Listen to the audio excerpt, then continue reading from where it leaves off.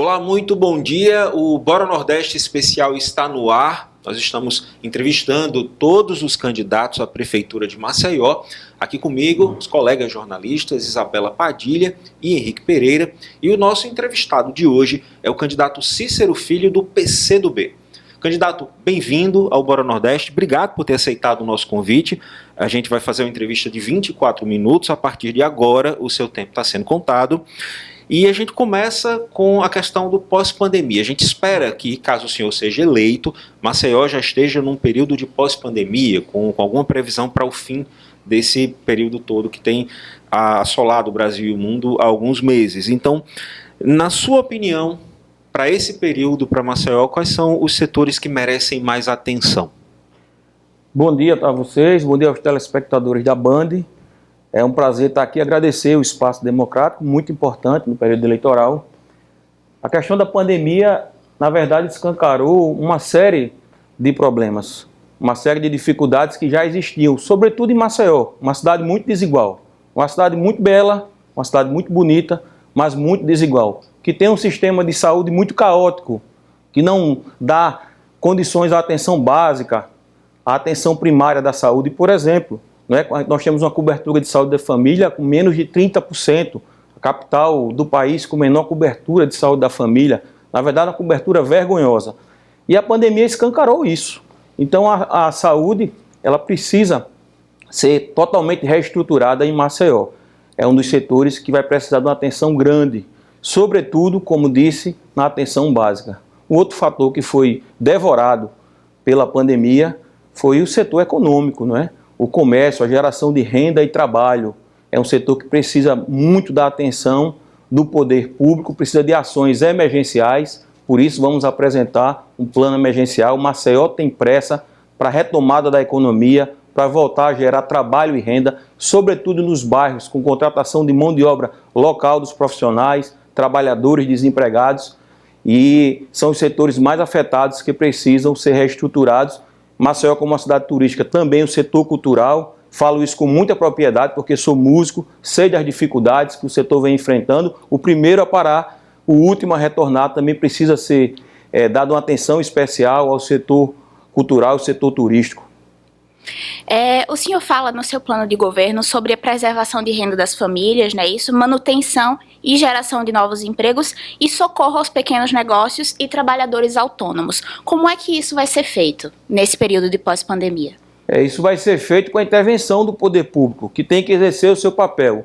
Nós não estamos vivendo um momento de normalidade, é um momento de excepcionalidade para o mundo. E volto a dizer, para Maceió, por ser uma cidade tão desigual, ainda é pior essa situação. Então nós vamos trabalhar essa questão da preservação da renda e do trabalho nos bairros, fazendo com que essas mudanças, essas transformações aconteçam com medidas simples, mas eficazes. Nós não acreditamos em Salvador da Pátria, não é? Aquelas invenções, projetos mirabolantes que a gente sabe que nunca vão sair do papel. É você incentivar o profissional autônomo, é você dar condições dele trabalhar, dele poder levar o sustento para a sua casa. É você estimular o pequeno negócio, o micro, a pequena empresa, você fomentar esses pequenos negócios. É você contratar mão de obra local para que essas pessoas possam ter renda dentro do bairro, né? Aquecer o comércio local, trazer pequenas, médias empresas para os bairros, criar programas de incentivos fiscais para que essas empresas se instalem nos bairros, respeitando suas características. Por vezes, empresas que dariam muito certo num determinado bairro, pode ser que não deem em outro bairro. Então é fazer um estudo com seriedade, com simplicidade, medidas simples, mas eficazes. É assim que a gente vai poder preservar trabalho, renda e emprego. Candidato, no plano de governo do senhor, né, de forma concisa, mas de maneira bem direta, o senhor elenca pontos importantes a serem trabalhados no governo, como a colega Isabela falou. O senhor também citou o programa Maceió Tem Pressa. Queria que o senhor explicasse isso para o nosso telespectador, em que ele se baseia, como ele será trabalhado uma vez o senhor eleito. Maceió Tem Pressa é um plano emergencial para os primeiros meses de governo, reconhecendo todo o mal que a pandemia trouxe, não é? Tanto para a saúde das pessoas, mas também para o fator econômico. É preciso medidas emergenciais. Situação excepcional, medidas excepcionais. Então, é você fazer contratação de trabalhadores desempregados, por exemplo, respeitando e dando prioridade a pais e mães de alunos de escola pública que ficaram desempregados. É você estimular os pequenos negócios, fornecendo kits para os trabalhadores autônomos, para que eles possam exercer suas atividades que perderam através da pandemia. Então é você trazer medidas emergenciais que possam, nos primeiros 6 meses de gestão, tentar restabelecer uma certa normalidade. E a partir daí você enfrentar os graves problemas que Maceió tem, né? Superá-los e aí com um programa mais de médio e longo prazo. Mas a princípio é preciso uma medida emergencial levando em consideração toda a tragédia da pandemia. Ainda puxando para essa questão da economia, candidato, a gente tem um público que é muito carente de principalmente de oportunidade, que é o público jovem, tem a questão do primeiro emprego e principalmente de capacitações. Isso está previsto no seu plano caso o senhor seja eleito? Tá sim. E quando a gente fala do público jovem, eu posso trazer aqui experiências muito interessantes na minha vida. Eu iniciei a minha vida como músico muito jovem na parte alta de Maceió. Em seguida ingressei nos Correios. Durante quase 6 anos trabalhei como carteiro. Nesse período entrei para a faculdade de Direito. Trabalhava de manhã e à tarde nos Correios. À noite ia para a faculdade. E após sair da faculdade, em alguns dias, ia tocar em algum barzinho, porque eu sou músico, precisava complementar a minha renda. Então eu conheço a realidade dos jovens, sobretudo da periferia, porque tive que enfrentar essa dificuldade. O jovem que precisa trabalhar, que precisa estudar, né, para poder conseguir algo de melhor na sua vida. Então a gente precisa dar oportunidades a esses jovens. A gente precisa fazer com que esses jovens tenham acesso à música, à literatura, ao teatro, à cultura, ao esporte. Numa mão um livro, na outra mão um instrumento musical. É assim que a gente transforma a vida dessas pessoas, dando oportunidades. E é isso que nós queremos fazer. Por isso o slogan da nossa campanha é Maceió mais humana, porque a gente tem como foco olhar as pessoas, dar oportunidade às pessoas, sobretudo as pessoas da parte alta de Maceió e das periferias, né, das grotas, da região ali lagunar, que foi completamente esquecida pelo poder público. A gente pode ver a situação ali do Vergel, da orla lagunar, né? Uma coisa terrível, onde foi prometido ser feito ali de frente para a lagoa, e a gente hoje tem uma situação muito pior do que estava, uma vergonha. O poder público esqueceu a população de Maceió. Essa atual gestão esqueceu e abandonou Maceió completamente. Eu costumo dizer, uma grande horta onde você cuida apenas de uma parte e esquece o restante. Claro que isso não vai dar certo. Agora as nossas perguntas vão se estender. Antes estávamos falando do período pós-pandemia, né? Agora vamos falar de uma gestão completa, caso o senhor seja eleito. E eu começo perguntando, já que falamos disso agora, sobre a educação. A gestão municipal cobre a área de educação básica, não é isso? Quais são os seus planos de governo para a área da educação? A educação em Maceió atravessa também um cenário de muita dificuldade. Temos uma capital com um dos maiores índices de analfabetismo do país, temos escolas desestruturadas, e aí a gente pode usar como exemplo o nosso governo lá no Maranhão, que é governado pelo Flávio Dino, governador Flávio Dino, que é do nosso partido do PCdoB, que criou o programa Escolas Dignas, e a gente quer trazer para cá, estruturando as escolas, preparando as escolas para que elas tenham condições de oferecer o ensino integral. Aqui se criou um programa de ensino integral, mas é de faz de conta, não funciona na prática. A gente precisa realmente estruturar esses espaços, as escolas, para que a gente tenha um segundo turno, oferecendo cultura, oferecendo cursos técnicos para esses alunos, para que eles possam estudar, para que eles possam se capacitar e aí a gente tem uma escola de um nível melhor. Um outro ponto muito importante é a valorização do profissional. Profissional aqui em Maceió, profissional da educação, ele é muito desvalorizado, frequentemente afetado pela gestão do prefeito Rui Palmeira, que não respeita os servidores públicos, não respeita o plano de cargos aqui da capital. E aí temos também como exemplo, quero aqui trazer o nosso governo do Maranhão, que paga o maior salário de professores do Brasil, o maior piso salarial do Brasil para professores é pago no governo do PCdoB. E é isso que nós queremos fazer aqui, pagar um salário digno para os professores e para os profissionais da educação. O senhor falou, candidato, num elemento muito importante numa gestão, que é a valorização do servidor público. O senhor citou os da educação, mas eu queria que o senhor falasse um pouco mais acerca do seu planejamento para com esse servidor de outras áreas, se o senhor pretende fazer concursos, se o senhor pretende rever salários, enfim, suas propostas para essa questão. Falar do servidor público, para mim, é algo assim, muito confortável, porque é uma realidade que eu conheço muito de perto. Sou servidor público há mais de 20 anos, como disse anteriormente, eu trabalhei nos Correios durante quase 6 anos como carteiro, me formei em Direito, prestei concurso aqui para o Poder Judiciário, fui aprovado para o cargo de oficial de justiça, cargo que eu exerço hoje. Fui o primeiro presidente do sindicato, fundador do Sindicato dos Oficiais de Justiça aqui em Alagoas, seu primeiro presidente, sou diretor da Federação Nacional dos Oficiais de Justiça, conheço como poucos a realidade do servidor público. O servidor público tem que ser visto como um aliado. Nós temos que trazer o servidor público para que ele possa exercer suas atividades em favor da sociedade, porque ele tem que ser um grande aliado da gestão e não um inimigo. O que nós temos visto hoje são ataques vergonhosos ao servidor público. Inclusive a Prefeitura de Maceió tem feito isso com frequência, devia tomar vergonha de ter esse tipo de postura, inclusive agora atacando a previdência dos servidores públicos, querendo deixar de pagar a previdência dos servidores públicos, tentando fraudar o servidor público. O servidor público precisa de respeito, precisa ter seu plano de cargo respeitado, e esse é o compromisso que nós temos. Como servidor público, como um servidor que sempre lutou por direitos dos servidores, desde lá os Correios, no Judiciário. Todos que me conhecem sabem o compromisso que eu tenho com o servidor público. Nós vamos valorizar o servidor público e trazê-lo como aliado que ele deve ser e não visto como inimigo, como tem sido feito pela atual gestão. Candidato, a gente está se aproximando da metade do tempo da nossa conversa e eu vou puxar de volta um assunto que o senhor iniciou a nossa conversa, na verdade, falando do período pós-pandemia, mas para um período de gestão completo, que é o assunto saúde, né, que é um assunto extremamente importante. A gente sabe que Maceió, infelizmente, como tantas outras capitais e cidades, passa por problema estrutural. A gente até viu uma melhora no aparelhamento recentemente, mas existem deficiências na funcionalidade, no atendimento. Quais são os seus planos para melhor atender a população no quesito saúde?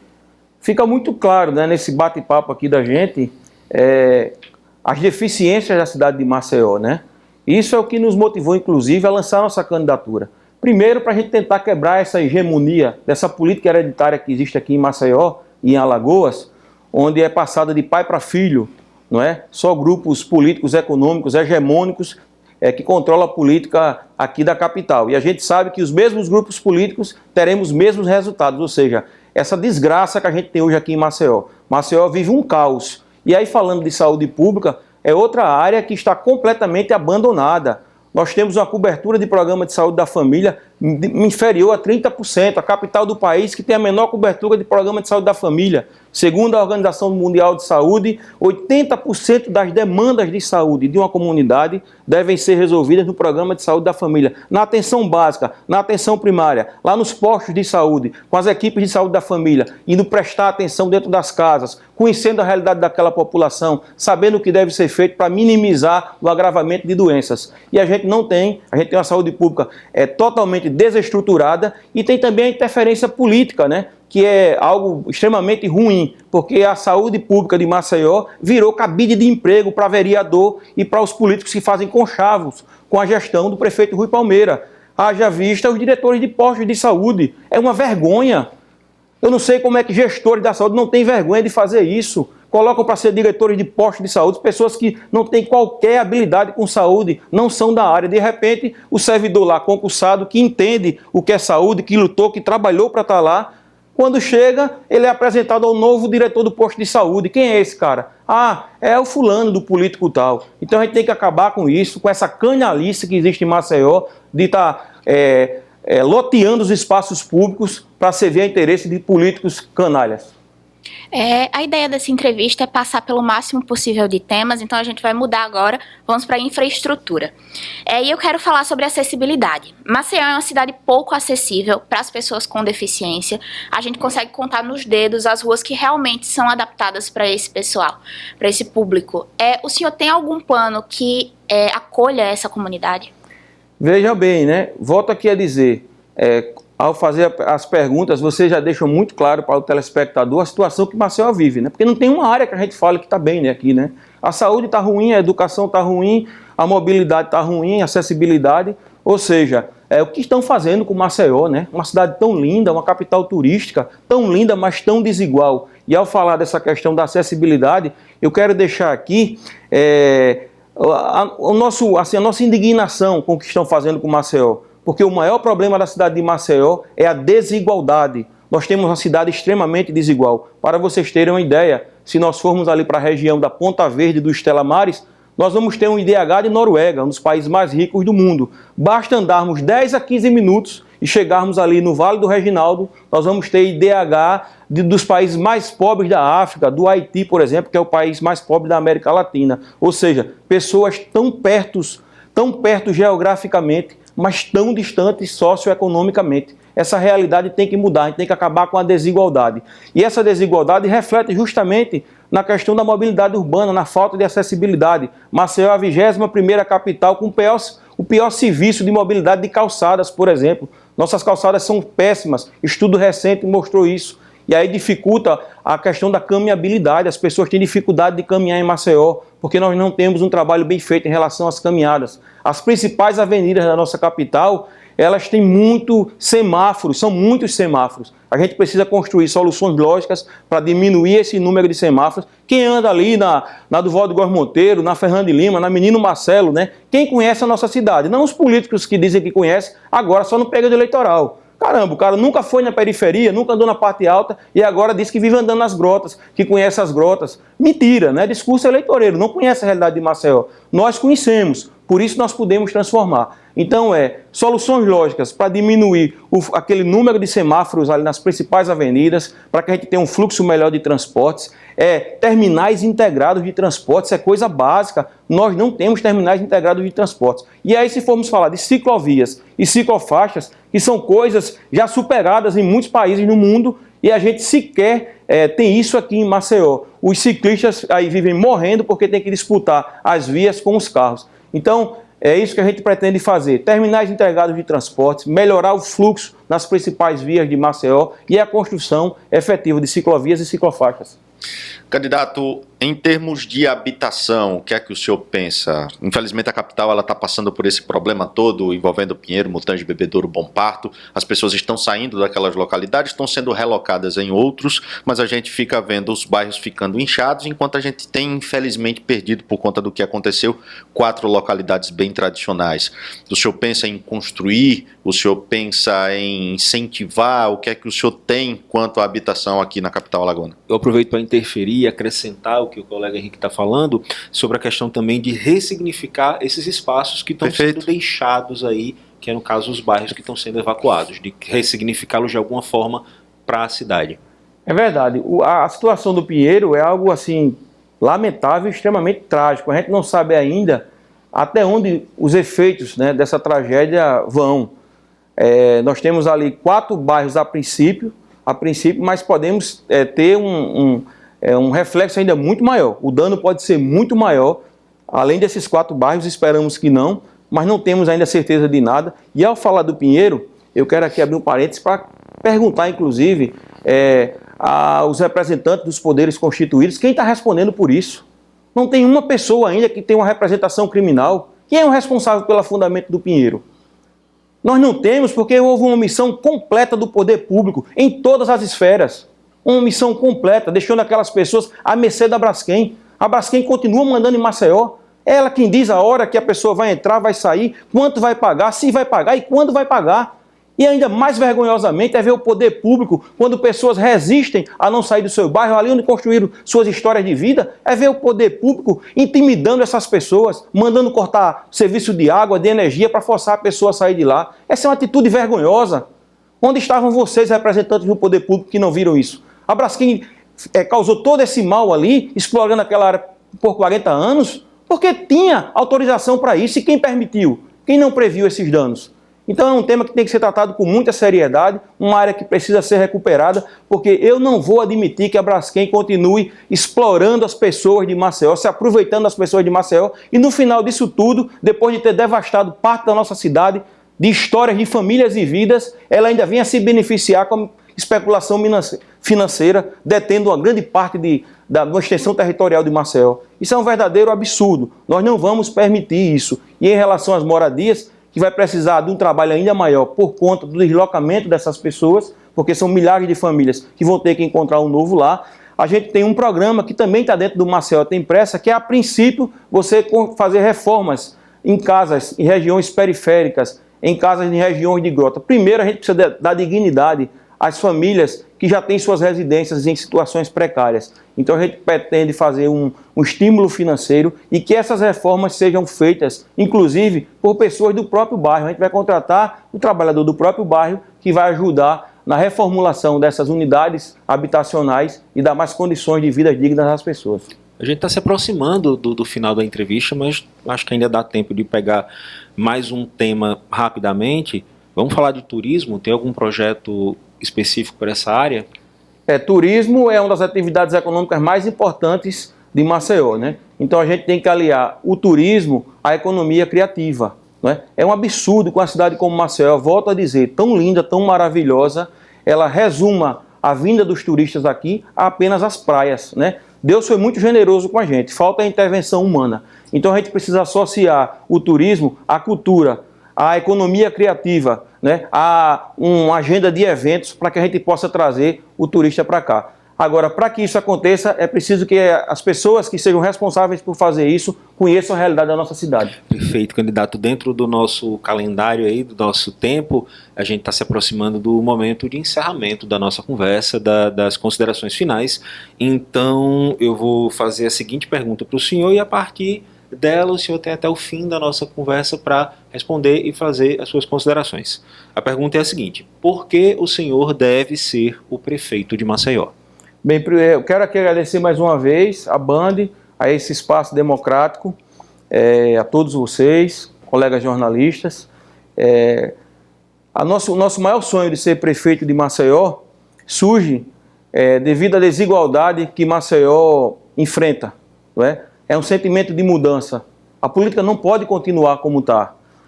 É por conhecermos a realidade de Maceió como poucos. Eu costumo dizer, um cara que nunca andou no ônibus lotado disse que vai resolver o problema do transporte público, é mentira. Nunca enfrentou uma fila num posto de saúde e disse que vai resolver o problema da saúde pública de Maceió, é mentira. Não conhece a realidade do povo. O que vai mudar a nossa cidade é sentimento. Eu tenho muito orgulho do meu currículo acadêmico, mas tenho certeza que não é isso que vai me fazer ser o melhor prefeito de Maceió. É a sensibilidade que eu tenho, é ter estudado em escola pública, é conhecer a realidade do povo, os anos que trabalhei como carteiro e convivi com essas comunidades. É o trabalho que exerço no judiciário. É entender que esse jovem da periferia tem que ter acesso a oportunidades. É isso que vai fazer a gente mudar a nossa cidade. É sensibilidade. Eu acredito numa cidade musical. Eu acredito que Maceió precisa ter música, precisa ter cultura. É isso que a gente precisa dar oportunidades às pessoas. É assim, inclusive, que a gente combate violência. Não só com polícia, mas com oportunidades. E é com essa visão de dar oportunidade às pessoas, porque eu sei a importância de ter uma oportunidade, de lutar, de poder estudar e trabalhar. Foi assim que eu consegui, tudo que eu consegui na minha vida, foi lutando, trabalhando, sabendo o valor do trabalho, da luta. E é isso que eu quero trazer para as pessoas, dar oportunidade a elas para que elas possam ter uma vida digna. E não a gente ter essa política hereditária que passa de pai para filho e que só visa os interesses políticos deles. Candidato, o senhor ainda tem 1 minuto para acrescentar o que quiser. Por fim, para acrescentar, eu quero aqui agradecer a todos os telespectadores e dizer a vocês o seguinte: política não é um jogo, eleição não é um jogo onde a gente aposta em quem possivelmente vai ganhar. Política é uma coisa muito séria, minha gente. Dela depende as nossas vidas, a vida dos nossos filhos, dos nossos familiares, da nossa comunidade. Então faça esse apelo a você.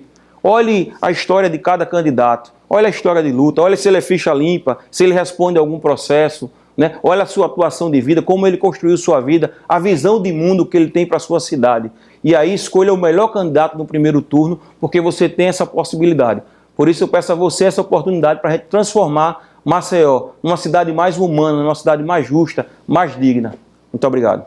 Ok, então, candidato Cícero Filho, do PCdoB, a gente agradece a sua presença aqui, por ter aceitado o nosso convite aqui no Bora Nordeste. Quero agradecer também a presença dos colegas jornalistas, Isabela Padilha e Henrique Pereira, e dizer que a gente volta amanhã com mais um candidato à Prefeitura de Maceió. Você fica agora com o Bora Brasil. Bom dia e até amanhã.